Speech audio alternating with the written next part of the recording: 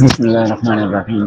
آج ہم اپنے موضوع سے متعلق قرآن پاک کی دوسری آیت پڑھیں گے، کیونکہ پہلی آیت میں ہم نے پڑھا کہ اے ایمان والو ایک دوسرے کا مذاق نہ اڑاؤ۔ مردوں سے بھی کہا گیا اور خواتین سے بھی الگ کہا گیا۔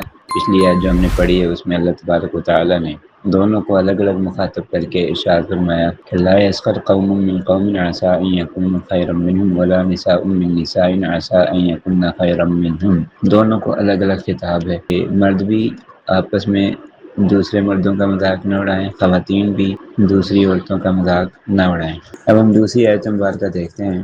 دوسری آیت مبارکہ یہ سورہ ہمزہ کی آیت ہے اور پارہ نمبر 30 ہے اور آیت نمبر 1 ہے، یعنی سورت کی پہلی ہی آیت ہے۔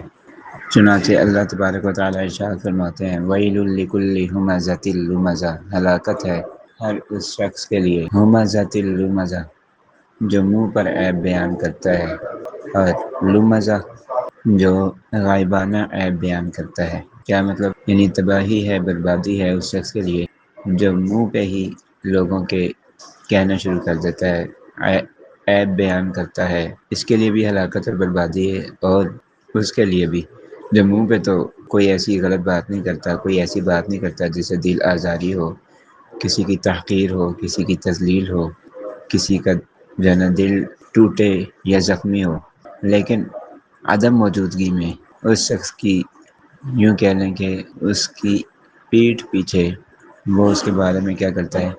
عیب گوئی کرتا ہے، عیب بیان کرتا ہے، یا یوں کہہ لیں کہ الٹی سیدھی باتیں کرتا ہے، اس کے بارے میں غلط باتیں کرتا ہے۔